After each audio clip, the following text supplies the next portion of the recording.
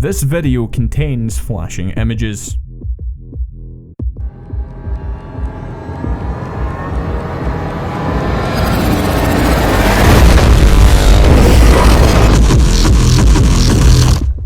Hey, what's going on, guys? My name is Bigman and this here is the Battlefield 4 Top Plays episode number 7, and we have 10 clips for your viewing pleasure today. A lot of them are pretty damn awesome, so I suggest you sit back, get comfy, and enjoy the best the Battlefield community has to offer. But don't forget to check out last week's winner in the description down below. You can subscribe to them for more Battlefield awesomeness and stuff, but let's go, shall we? Our first clip up today comes from Brecky, and he's playing on all-tie range. This guy parachuting in has no idea to get gunned down with Brecky's Ace-52 CQB. He's playing some obliteration, and there's a lot of enemies going through this little bottleneck just here coming towards his team's side of the map.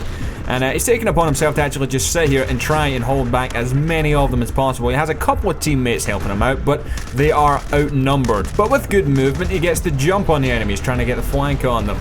And climbing up on top of these rocks again here, he's just going to chuck a nade down there upon all the enemies' heads. And unfortunately, it doesn't actually get anyone with that one just there. But enemy helicopters causing a bit of a problem with the parachuters coming in, so he's like, son, I want you out of my sky right now. As the helicopter just hits off the ground just there and goes flying all over the shop. In the aftermath of that just there, a few people rained from the sky around where the helicopter exploded, this guy included. And he just gets gunned down there with Brecky. We move down here towards where all his teammates actually are with the bomb, so it's time to actually provide some support for them.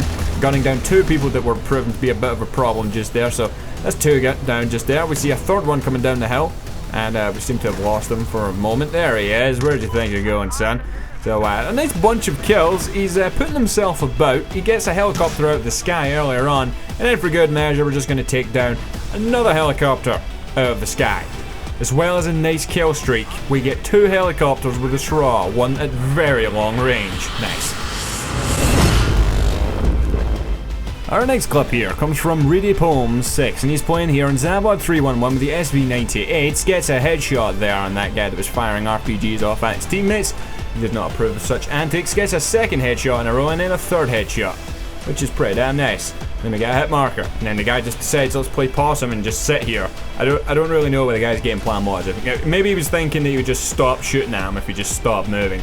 But we got another headshot just there before we speed through this bit on a nice reload. Nice reload, I don't understand why I described it as that. But we got another headshot, and then we got another headshot, which is always good. And then we got a hit marker, and this guy decides he's actually going to move. That's what you probably should do. Take note, earlier guy, and then he just puts a bullet through someone's face. But we skipped forward by about 30 odd seconds, and well, I guess one last headshot, carving a bullet over that little roof just there, winning the game. Nice.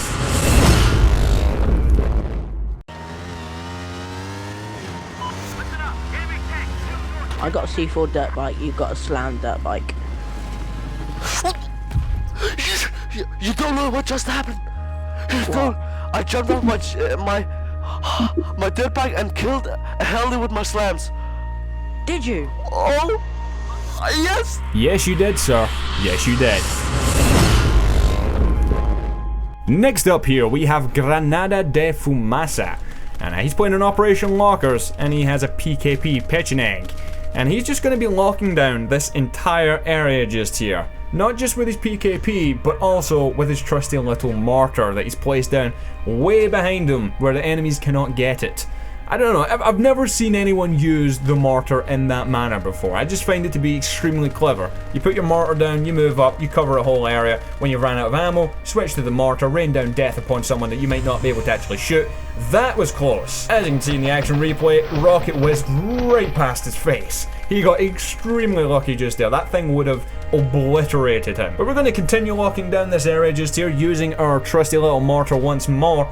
And well, basically, again, what's so clever about this is the fact that when you can't actually shoot someone, he takes cover, whatever, maybe you do a lot of damage to him, and he just sort of retreats a little bit, then you can just hit him with a mortar from the sky. He will never see it coming.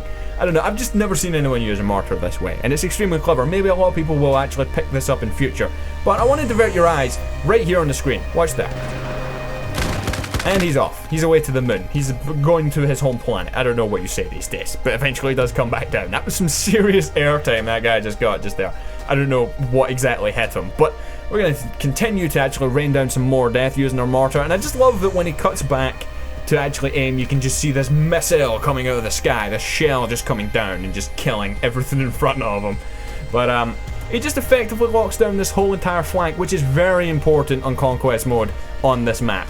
So all around, it's a clever clip. Some awesome stuff. Moving on. Our fifth clip up today comes from Der Griffinator, and he's just going for a little casual swim here in the very, very calm seas of Paracel Storm. But diving under just here, you probably see them on the map.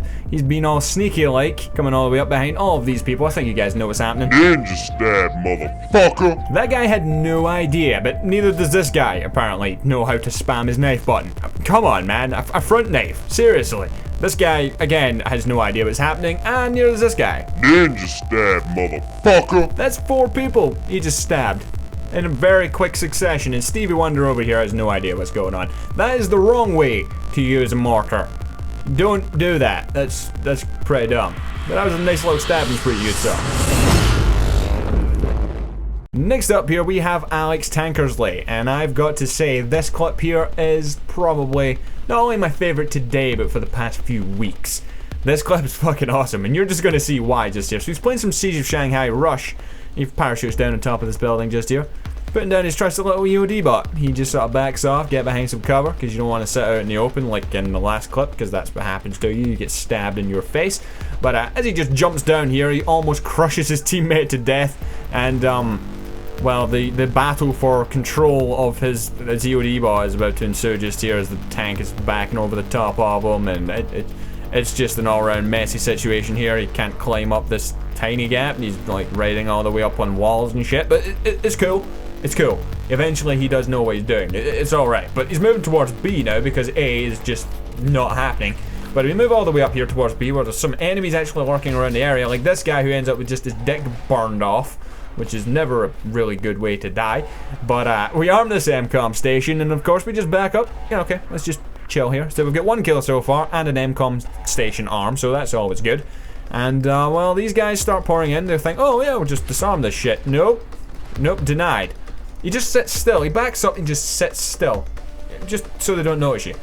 And then we just go towards them here and we start burning the shit out of them. Like this guy's arse, and then this guy's right arse cheek. Then this guy comes over trying to revive this guy again, and again some buns get fried. And this guy thinks he can actually disarm, and no, that was fucking awesome. He just killed so many guys and got an MCOM with his little trusty robot. Nice stuff. Our next clip up comes from Anthony Jalema, and he's in the gunship raining down death, as you do when you're in this big hunk of metal. And then the gunship just vanishes for some reason. It just disappears. Like everyone there just all of a sudden was out. It's just like, nope, we're done. Gone. But just parachuting all the way down, as you do, whips out the straw, and you could probably work out where this is going. You've seen plenty of clips similar to this. But he gets himself a nice multi-kill there while parachuting down with the straw, wiping out an enemy helicopter. Clip number 8 comes from SNGV171.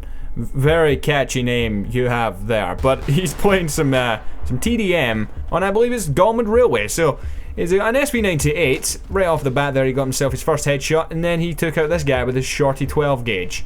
A very effective backup weapon.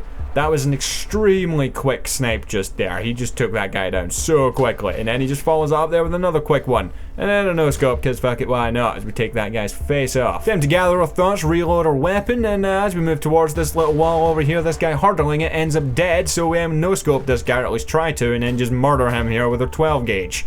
And as we flank around, we saw this guy was on the map, and he had no idea what was going on, as he ends up getting gunned down in the back. And also this guy. Ninja stab, motherfucker! And now it's time to get the fuck out of there, because there's a lot of enemies lurking around there looking right at where he was, and luckily for him he didn't get gunned down in cold blood. He did shoot this guy in the face about a nanosecond after someone else exploded his cranium, but as we run out here we see there's another couple of guys. Really quick shot just there taking him down. As he flanks around this guy, that guy just died because of the amazement of what just occurred in front of him. He could not handle it.